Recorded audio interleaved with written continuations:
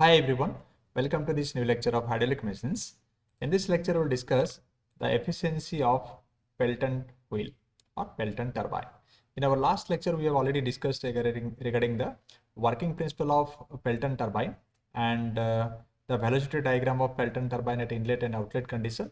And also we have derived the work done for the Pelton wheel. Now we'll see how to calculate the efficiency of Pelton turbine or Pelton wheel.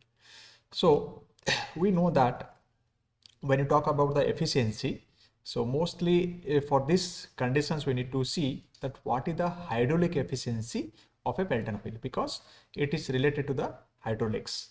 So first of all, let me write here. Efficiency means we know that we used to calculate what is the output of the system or our output from the system, and what is the input supplied to the system. So output by input mostly we used to write. For this condition, actually we used to consider that hydraulic efficiency. So hydraulic efficiency, how to denote? That's eta and suffix here h we can write, that is hydraulic efficiency will be denoted. And hydraulic efficiency for the Pelton turbine is defined as, or it is how to denote this one, that power developed at the runner. Power, we can say the power developed at the runner.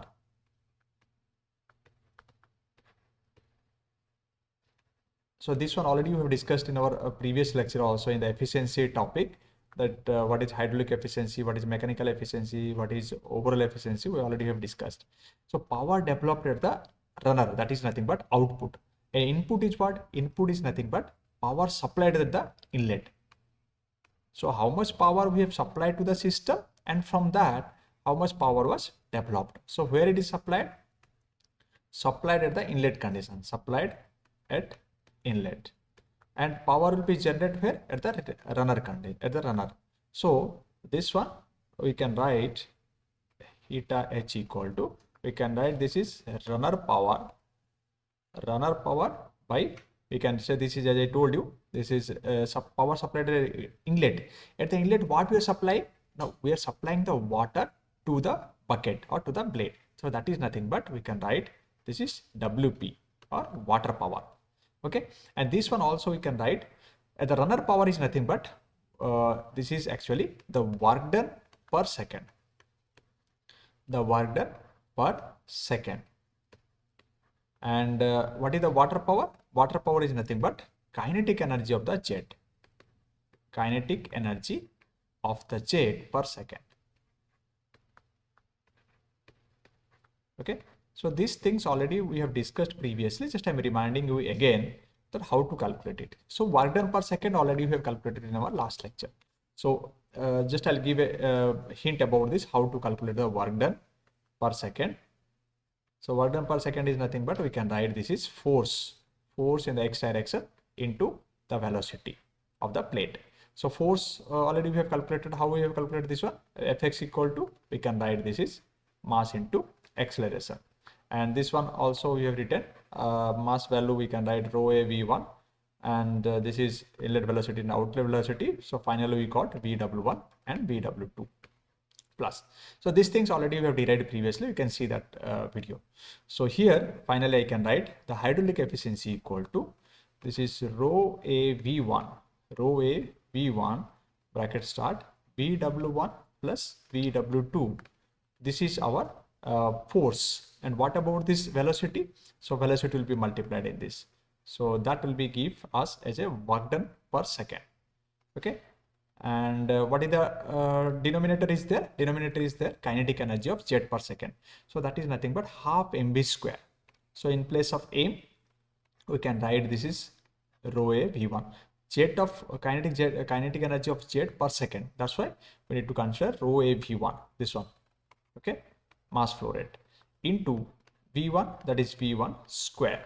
Now you can cancel this rho a v1 and rho a v1, and remaining part we can get keep as usual, like 2 into bracket start vw1 plus vw2 into u divided by this is v1 square.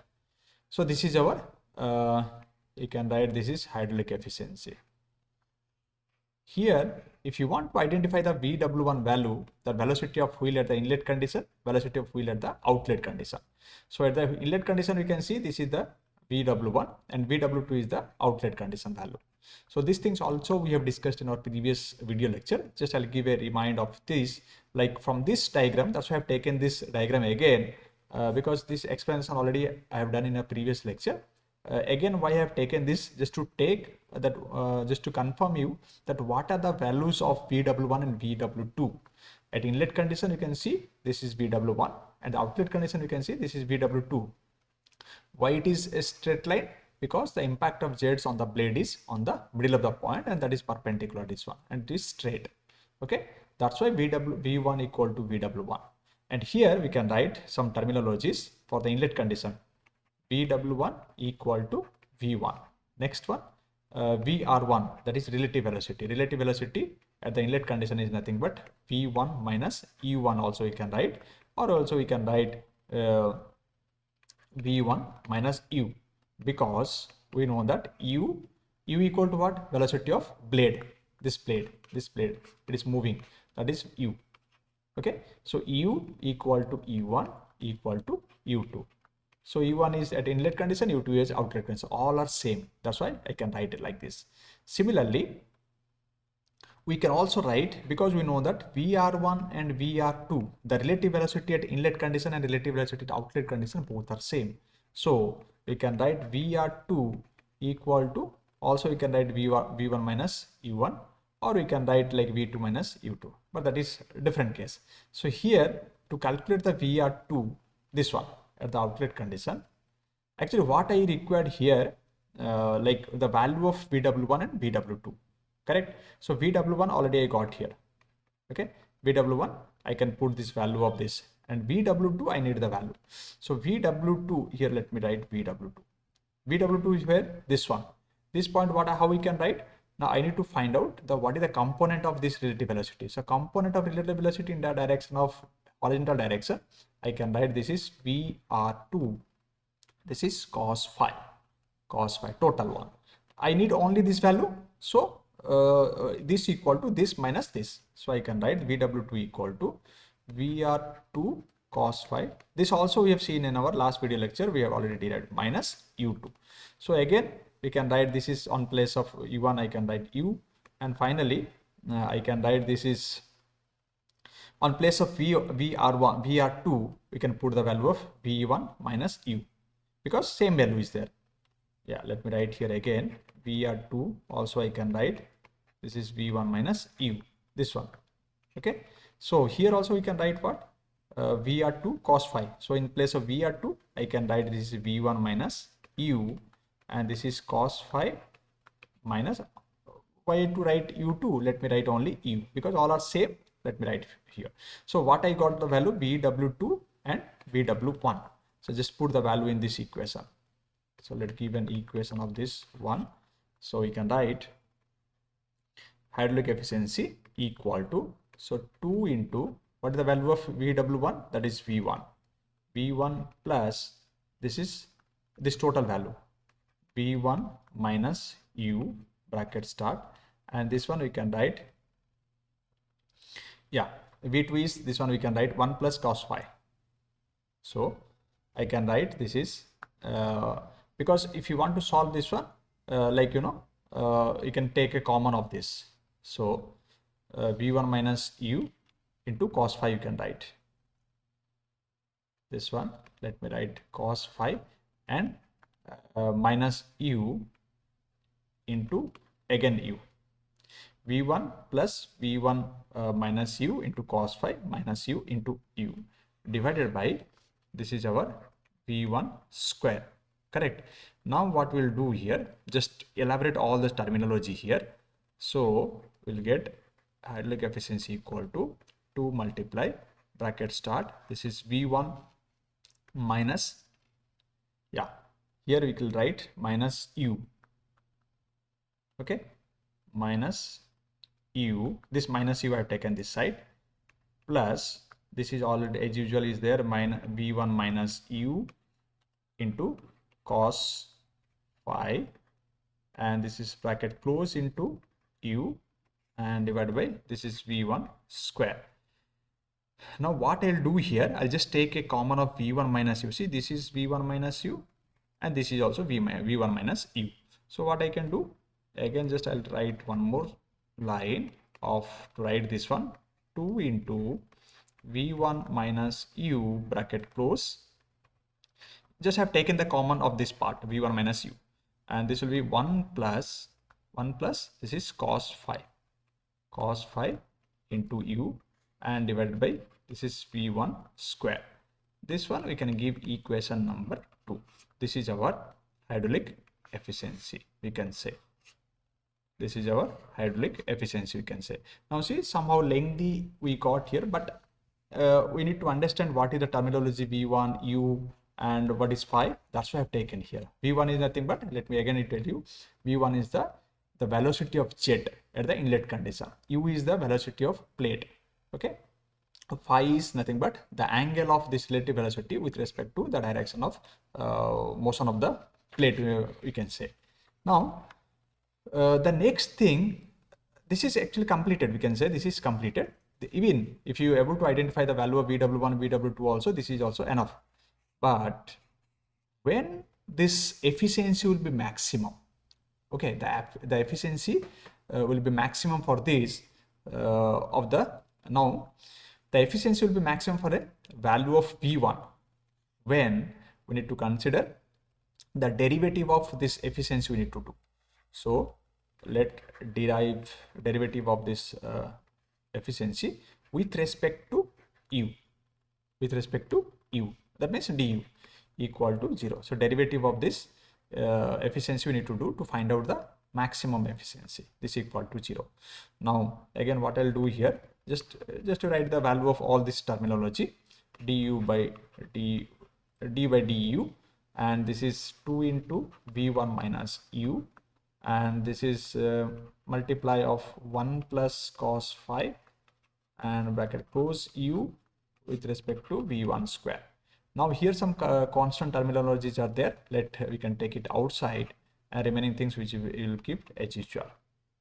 Now here what are the constant terms? Phi is constant, velocity will be constant, 1 plus this will be constant. So let's take it outside. So I'll 1 plus cos phi divided by V1 square. This one, let's take it to outside, and the derivative of remaining part will be 2 u v1, this one 2 u v1, okay, minus 2 u square, because I have taken this v1 already out because it's a constant term. So this part I have taken out. Remaining what? U 2 into v1 minus u. So just multiply 2 into v1 into u, this one, 2 into u into this one. So we can write this is 0.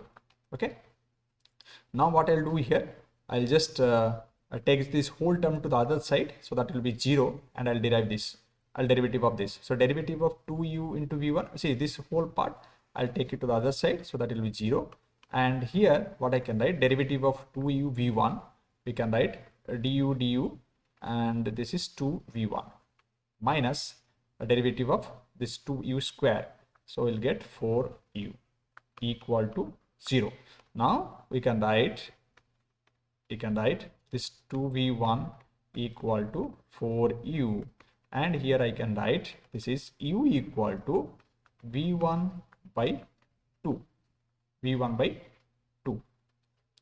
because this 4 I'll take it to this side, so I'll get this one. So what you understood from here, the velocity of blade will be half of this velocity of the jet, then we'll get the maximum efficiency. Okay, this is an equation. We can give an equation 3. Now this equation states that hydraulic efficiency of the Pelton turbine will be maximum when the velocity of wheel, because this is the velocity of wheel, will be the half of the velocity of the jet of the inlet condition. So this one we can write the maximum efficiency, maximum efficiency we can write. This is maximum efficiency, hydraulic efficiency will be just you put the value of this, like 2 into, I can write V1 minus V1 by 2. Because initially what was there? The equation, this one, V minus U. Just put the value of U, V1 by 2. Okay. This is V1, not V2, V1. Okay, V1 by 2. And this is 1 plus, this is cos phi. And this is again, U is there.